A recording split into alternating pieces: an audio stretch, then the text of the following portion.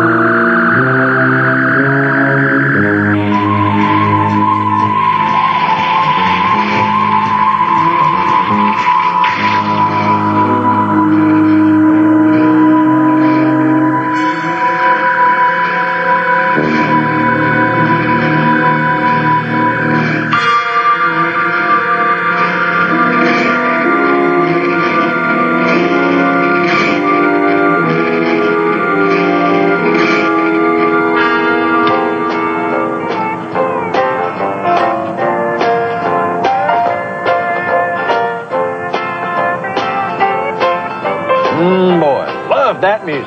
Love it.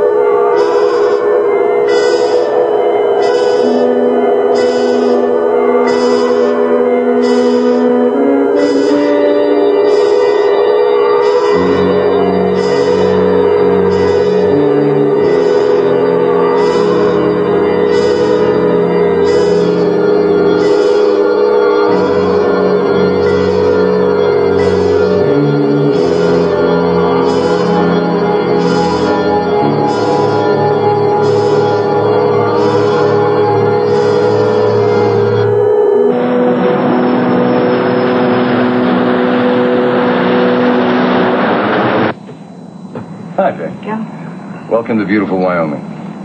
Look at those ski slopes, Vic. Oh, that's my kind of world. Break out the boards, open the wax, and give me my parachute. Check the center for traffic out of Stapleton. All right.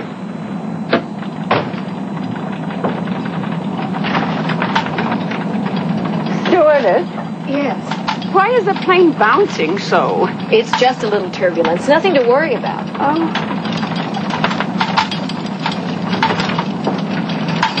Seatbelt and no smoking on.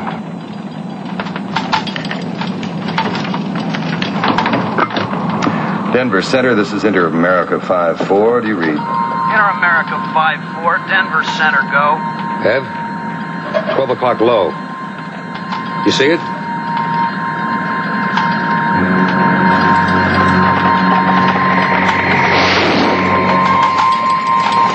What was it? Inter-America 5-4, this is Denver Center, over. Denver Center 5-4. Do you show another aircraft to our airspace? Negative 5-4. Checking area scope. Yes, I do show something now. Closing on you. What the hell is it? Inter-America 5-4, radar contact, unknown traffic. 3 miles close.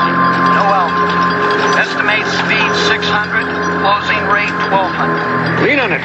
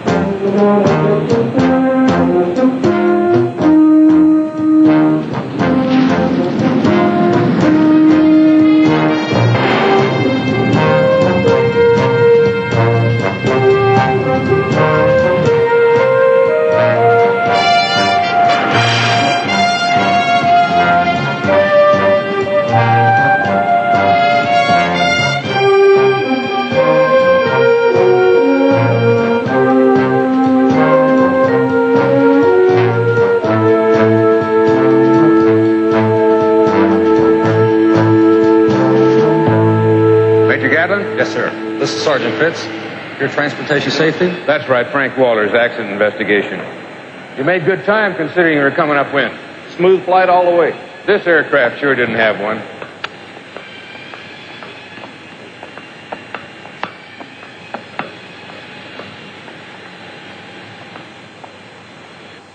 It all started at 1750 hours. This aircraft, Flight 54, was en route to Dulles from Salt Lake. True airspeed 325.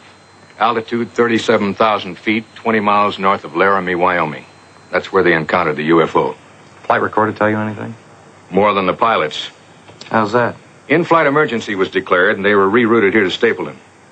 40 passengers were given medical treatment, 15 hospitalized.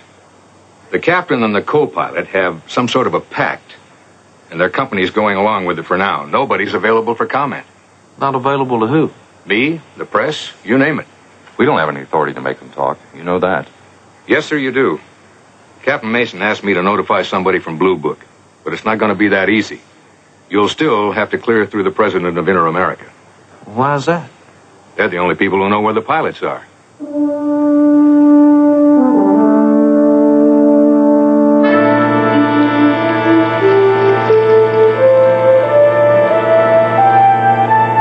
Major, as president of this airline, please permit me to make a few things clear. Yes, sir. Go ahead. We are a multi-million-dollar commercial air carrier. Our costs are immense. Profits marginal. To be quite frank, Major, we can't afford bad publicity. Anytime one of our pilots thinks he sees spaceships and passengers are injured because of it, well, we can expect to hear from the stockholders. Do you have a pilot who saw a spaceship, Mr. London? Inter-America does not have a pilot or a co-pilot who saw a spacecraft. I prefer to leave it at that. What did they see? Well, they haven't said. And I didn't ask. Pardon me, sir, but that's just a little vague. Captain Mason asked that your investigative unit be notified. The FAA accommodated his wishes. Captain Mason will not say what caused the diversionary maneuver that he took, nor will he discuss what happened in that airplane. Mr. Lundman, suppose you tell us where to find Captain Mason. He asked to see us. He's quartered at the Hotel Denver. Thank you for your cooperation, sir. Major.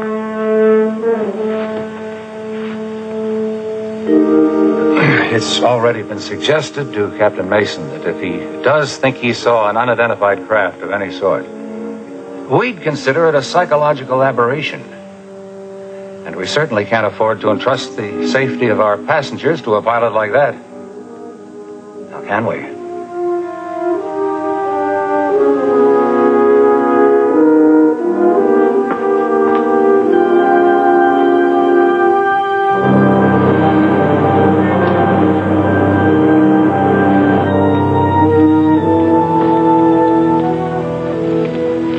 Captain Mason? Yes. I'm Jake Gatlin. This is Sergeant Fitz, Project Blue Book. I'm glad you could make it, gentlemen. Are you cleared through the front office? Yes, sir. Charles Lundman. Very nervous man. So am I, Sergeant. I've got 2 sons in college, hefty mortgage on 6 acres outside of Salt Lake, a nice wife. Somehow it seems very important to keep a job for all of that right now. That's understandable, Captain. Is it, I wonder, important enough to consider lying to you? Are you? I have a problem, Major. I'm not a liar. Why don't we go someplace more private? There's no need for that, Sergeant. Sir? There's someplace I'd like to take you first.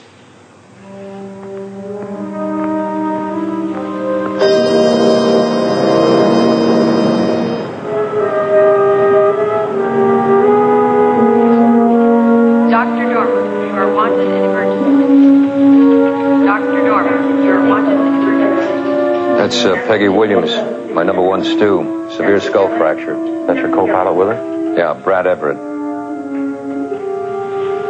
Dr. Tredman, you are wanted in the blood labs, 4 West. Dr. Tredman, you are wanted in the blood labs, 4 West.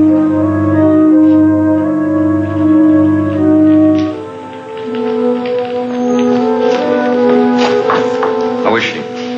Well, the doc says it's too early to tell, Skipper. She's still in a coma. Well, this is Major Gatlin and Sergeant Fitz. They're from Blue Book, Ev. You got him in spite of what Mr. London said. As we agreed, right?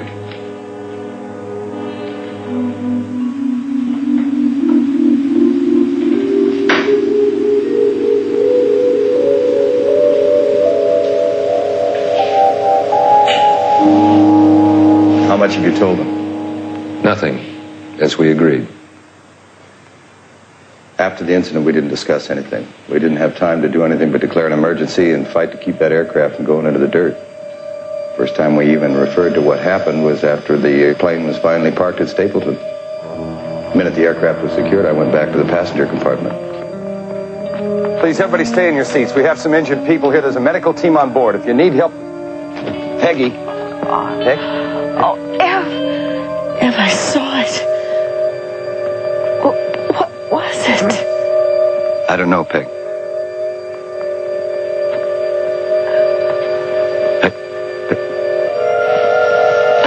Let's get a doctor over here. Doctor, please.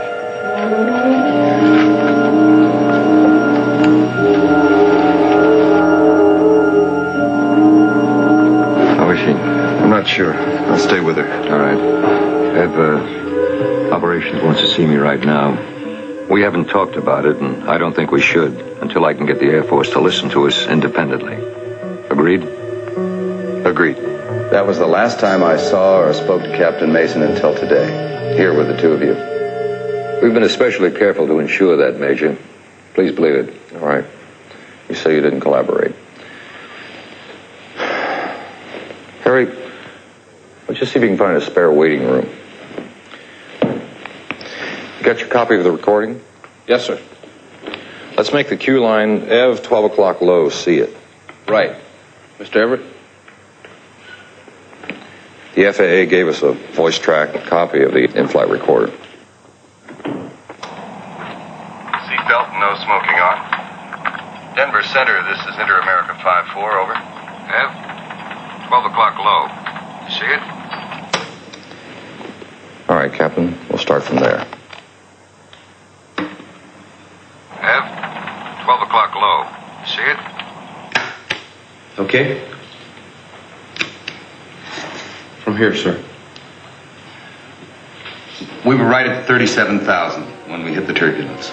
Not like the buffeting we usually experience. It was washboard. You know what I mean? I turned on the seatbelt sign, and then I called Denver to check on Stapleton traffic. Captain saw something, pointed it out to me. Ev, 12 o'clock low. See it? It was shaped sort of like a boomerang.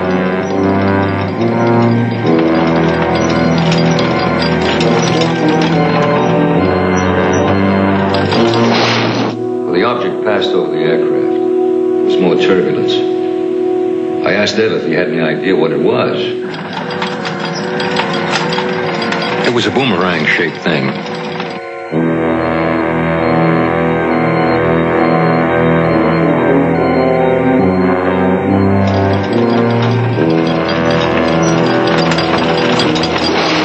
The plane felt as if it were going to come apart.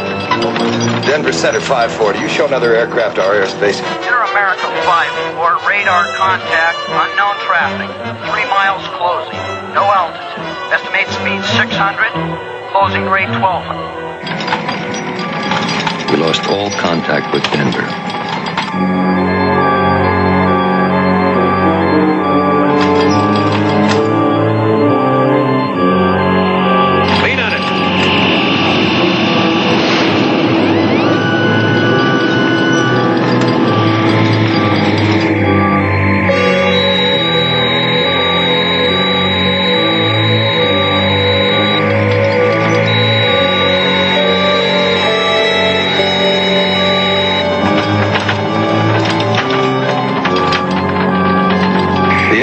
Showed the port side boarding door was malfunctioning. I thought it was going to open.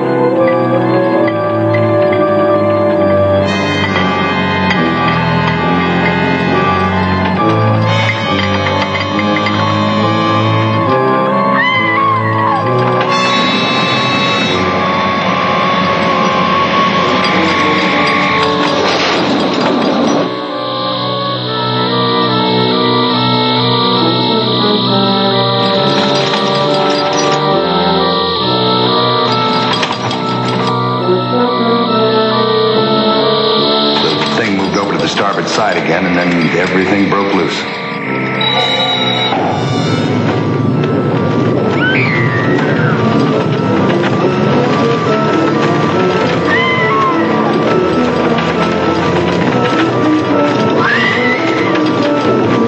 Boarding door, oxygen on.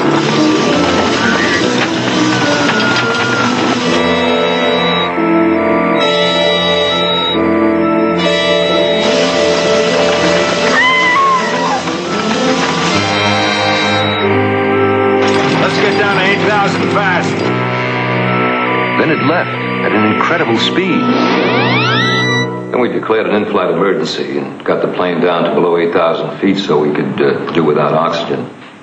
And then we just brought her into Stapleton the best we could. It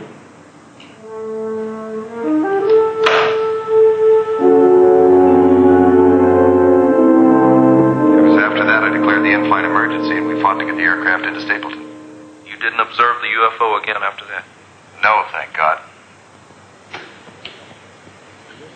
We listened to both of them. What do you think?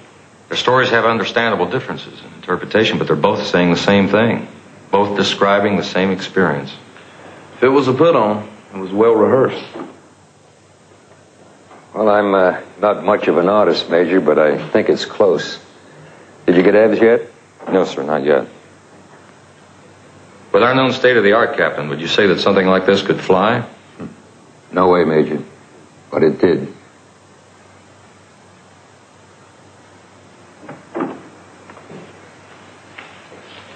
Okay, this is as good as I can do. I think it's close.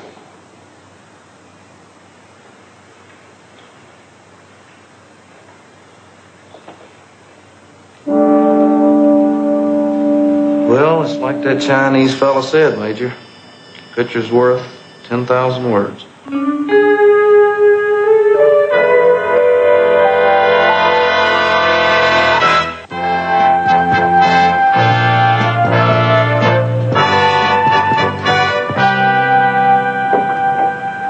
That was pure delight. What was? Full night's sleep. Only because Colotech's research was closed last night. Just let me enjoy it, Mage. It might not happen again. Yes, he's right here. It's for you, Major. Telephone call. I'll have it transferred to the house phone. You can get it right over there. Thank you.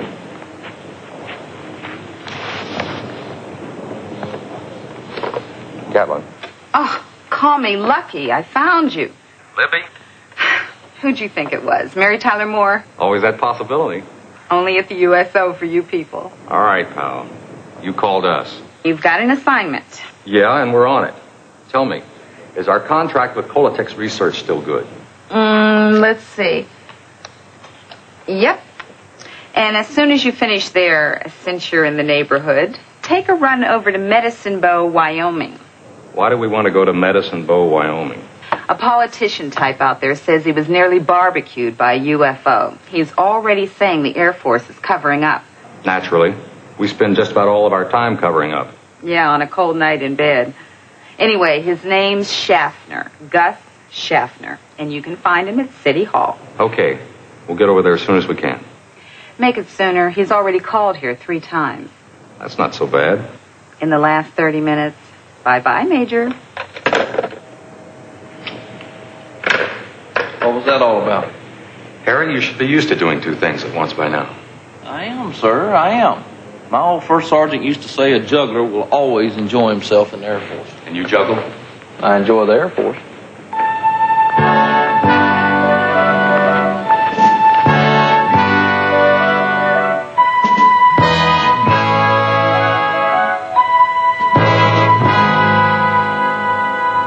What do you have besides these drawings? Weather reports, in-flight tape data, navigation fixes, both radio and radar, and interior photos of the aircraft. That piece of metal go with all this paper? Starboard window blew out, and this is a piece of the frame.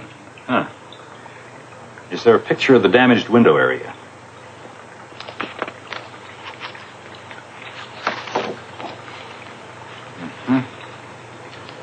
In spite of the incident, possible structural failure? We hoped you could tell us. What about the passengers? All interviewed by the Transportation Safety Board. Flight attendants, stewardesses? One of them's still in a coma. The rest of the crew story tallies with the pilot and co-pilot. Okay. When you get back from Medicine Bow, maybe I'll have something.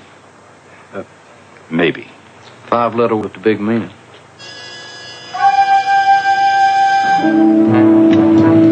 How many miles to Medicine Bow, Mate? About 175. You know, I was thinking, we're both members of the U.S. Air Force. I bet we log more miles on the ground than we ever do in the air.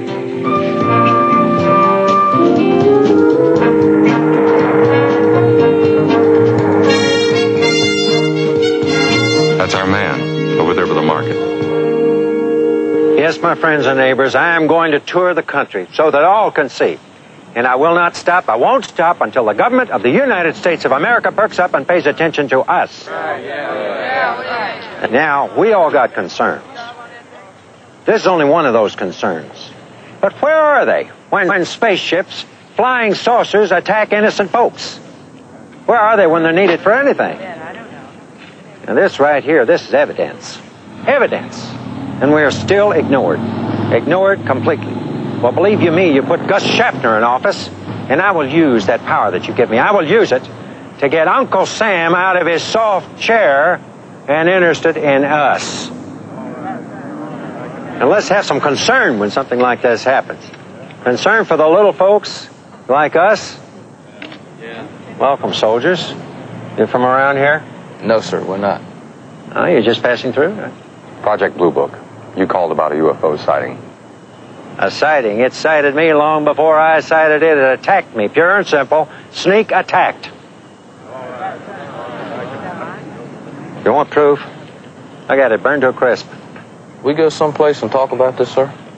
We can talk about it right here. All these folks know what happened. I was zapped by that saucer is what happened. Now you can see for yourself what they did. Look at that paint. Burned to a crisp. We'd like to talk it over with you, Mr. Schaffner, but not while you're campaigning. Well, sure. I want to talk to you, too. Now, I'll let you all know about this. This whole country's going to know the truth. You can count on that. And where do we start? How about showing us the area where you first saw it? Fine, get aboard. What are you doing? It's a paint sample, just routine. Oh, yeah? What kind of routine? May help prove what you say happened. It happened all right, and it won't do you no good to say it didn't. Besides, I have a witness to testify it was a fact. Where is your witness? We'll stop by and pick him up on the way out. You can hear it from both of us.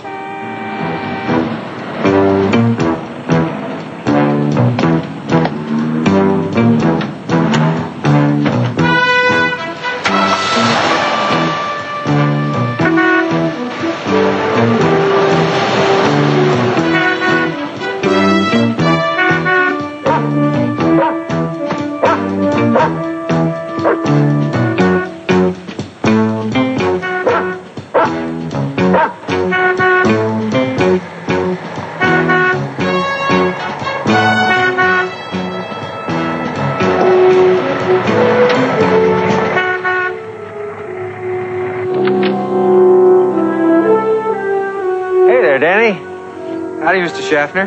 Come on, boy, let's take a ride. I got some military experts here to check out what we saw. Okay.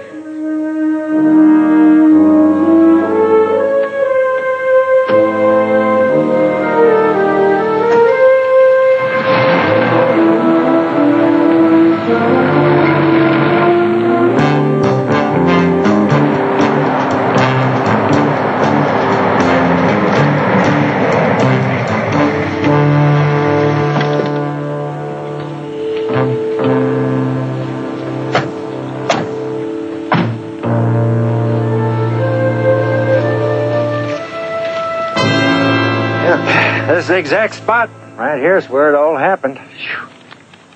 Well, we're just plain lucky it didn't fry us both, right, Danny? Yes, sir. You can see. It's quite a fire.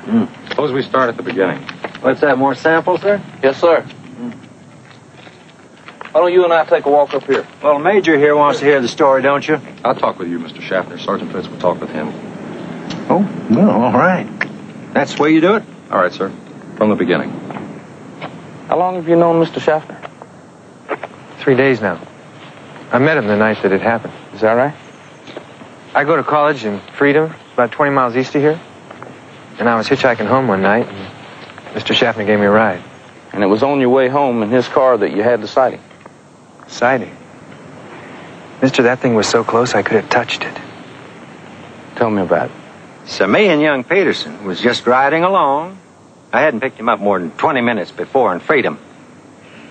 Anyway, I had just tuned in some real good country western on the radio when all of a sudden the engine started to quit. And then the radio went dead.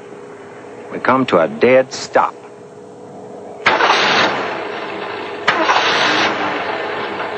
It was about then that it happened.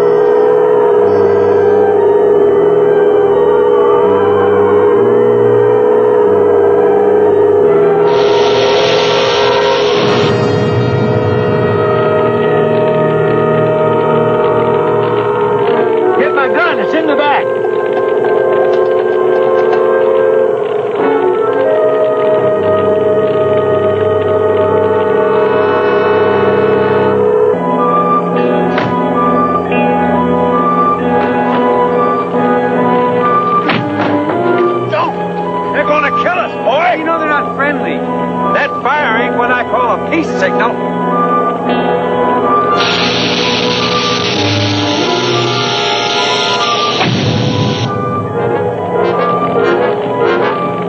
Well, go ahead and run if you want to, boy. I ain't gonna let that thing kill me.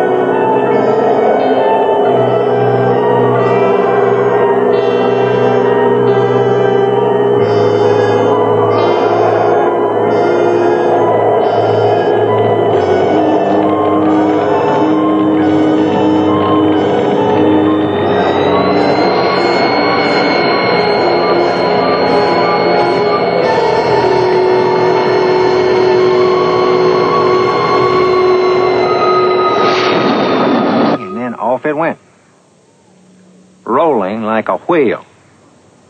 Now, you might expect a saucer to move flat, but this one was rolling, right on its edge. What happened after it left? I flipped that key, and that engine kicked right over, just like there wasn't nothing wrong with it. Now, you remember, I told you that saucer killed that engine dead. So I dropped Danny off at his house and went on home. Did you report this to the police? Nope. I know who to report matters like this to. Waited till the next day, then I called your people. Sure did have to push them to get you out here. You know that rifle I told you about? Show it to him, Mr. Schaffner.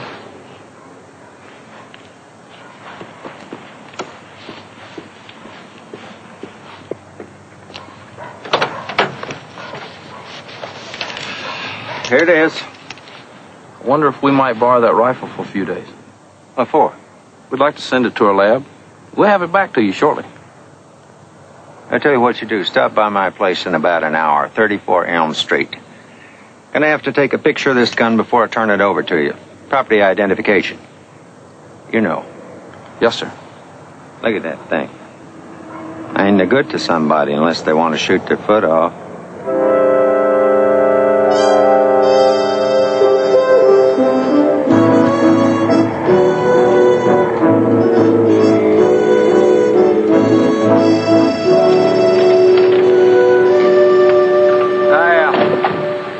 I'd like a letter of confirmation from the Air Force. You'll hear from us, Mr. Schaffner, one way or another. I want that letter. You just put it all in writing. We'll run you home. Thanks. Quite a character, isn't he? You told it to me straight, didn't you, Danny? Yes, sir, I did. I know you told Sergeant Fitz, but go over it once more for me on the way. Do you mind? You don't believe us, do you? For us, it's just a matter of getting the best evidence we can. We just want to be sure, Danny. We just want to be sure we got it all straight. I can't give it to you any straighter, sir. It's the pure truth.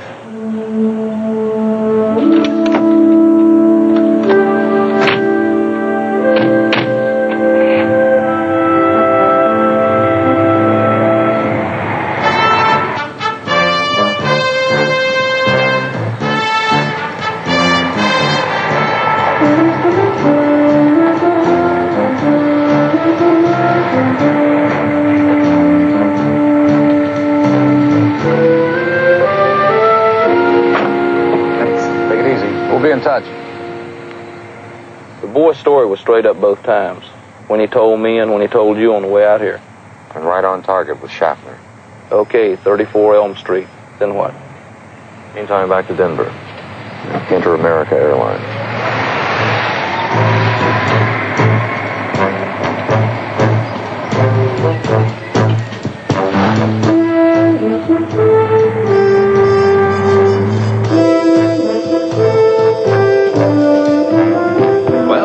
I've worked up a theory. What kind of theory? I've got a few facts to go with it, Major. Follow me. We have an incredible vehicle reported by two credible witnesses, airline pilots, who say that they observed the product of a technology far in advance of our own. An observation. I'll attempt to explain the observation. Please go on, Doctor. First, the aircraft, and what everyone appears to agree upon, the turbulence. Fact. The plane's location, altitude, and speed. It was generally eastbound just above a known jet stream, the core of which was measured at 170 knots. Fact 2. The turbulence everyone experienced at the edge of the jet stream here. Aircraft here. Result, typical rapid shortwave turbulence like riding on a washboard. How about the sighting itself, Doctor? I checked Denver Center, and radar activity with this particular jet stream has been quite interesting. In what way? Like a series of false radar targets that are recorded in various locations. False, but still they read on the scopes. High-altitude weather balloons. A few have been launched in northern Minnesota and Mexico. Now, calculations indicate one or more could have been caught in our jet stream. Has that ever happened? 3 times, as a matter of record. Now, here's the theory. The high-altitude balloon malfunctions and gets pulled down into the jet stream. When that happens, the balloon tips like this in front of its payload, and then it rides along the jet stream for a while. Depending on the altitude, it could very well take on a boomerang-like appearance. So, the pilots say they saw lights, and the object was seen on both sides of the aircraft. The balloon payload carries navigation lights. They're configured very different from those of an aircraft. Now, I can't explain the object appearing on both sides of the aircraft unless the pilots were maneuvering their plane into various attitudes and were unaware they were doing so in an effort to get a fix on the unknown object. That leaves the blown-out window. I've put that metal frame through a dozen tests. They prove or disprove nothing. If somebody were to say a flying suitcase hit it during the abrupt maneuvers, I'd say it's possible that's how it happened. We can check further, but if we can't find any kind of object that was flying around loose in that cabin... Could have blown out with a window. Possible. Well, we can put the balloon theory in front of those 2 pilots. I think it's a sound theory, and for what it's worth, I have a feeling so will Charles Lundman, president of Inter-America. He's been calling, asking for some sort of assistance from us. What did you tell him, Doctor? The truth. I explained to Mr. Lundman this laboratory is under contract to the Air Force. We are not privileged to pass along any information pertaining to this matter without specific permission from the Air Force. Exactly what information did he ask for? Told me he'd been talking with his weather people. He said he was most anxious to pin down some sort of weather or aerial phenomena. He went on to say that he could then call a press conference and clear up the entire matter. I told him I had no data to release to him at this time. Do you get the impression that if Lundman got the information he was asking for, he would reconsider the employment of the 2 pilots? He indicated quite positively the pilot's future was of no concern. The airline came first. Mr. Lundman is a troubled man.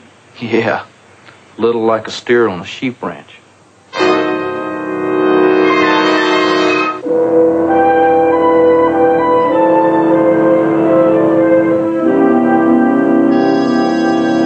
I know you gentlemen are acquainted with what you're looking at. Yeah, the open pit iron mines, northern Minnesota. It's a high-altitude research balloon launching.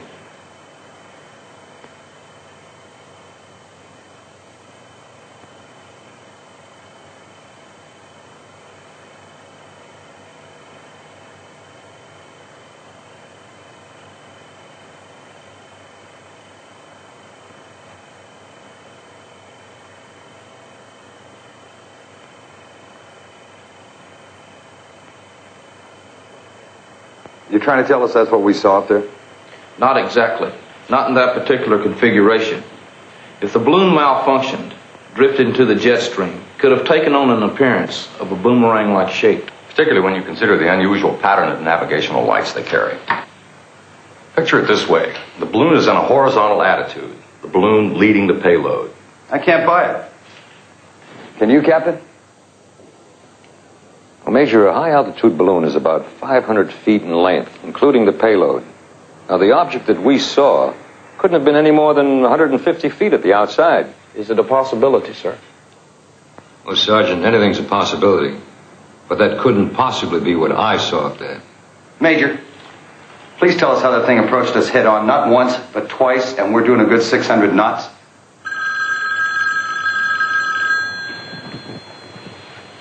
Everett here. Oh, that's fine. Very good, thank you. Peggy's out of the coma. She's going to be all right. Oh, good. That's as good a note as any to conclude on. Oh, Major, before you go, Eb and I know that you get around quite a bit. If you happen to hear of anything, hauling freight, whatever. Captain, every ball game has 9 innings. Not if you're the visiting team and you're behind.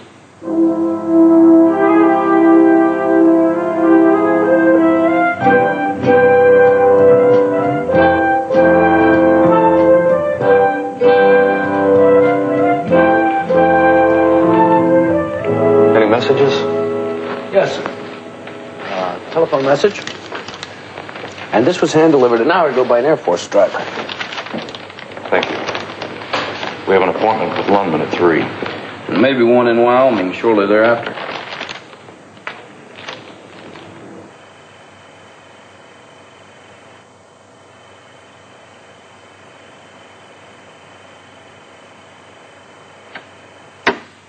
Well, Major, one good theory does not necessarily make a positive. And one positive does not necessarily destroy a good theory. Has this information been put in front of Captain Mason and his co-pilot? Yes, sir, it has. And what was their opinion? Or is that an Air Force privilege, as in the case of Kolotek's research? No, sir, Captain Mason and co-pilot Everett do not believe that that object was what they saw. I accept the balloon theory, whether my pilots do or not. Now, how does that sit with you people? Sir, we appreciate your position.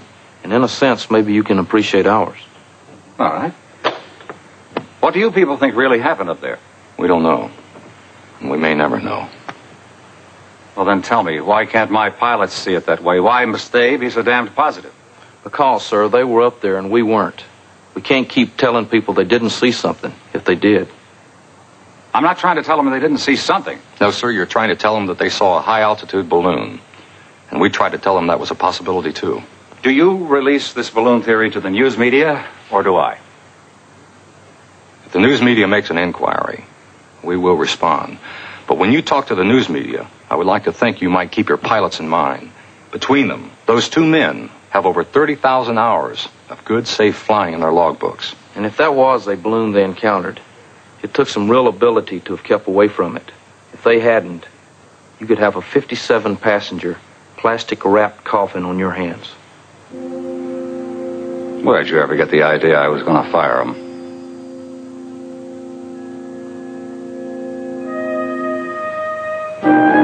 Right, Pat, come up with anything? Mr. Schaffner may have to break a campaign promise or two.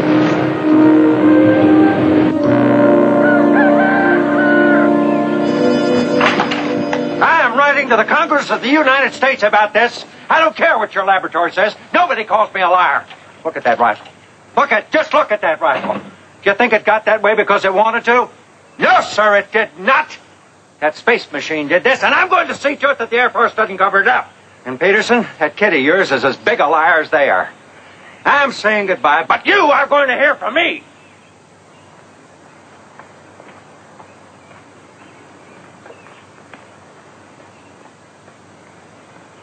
All that business there in the house.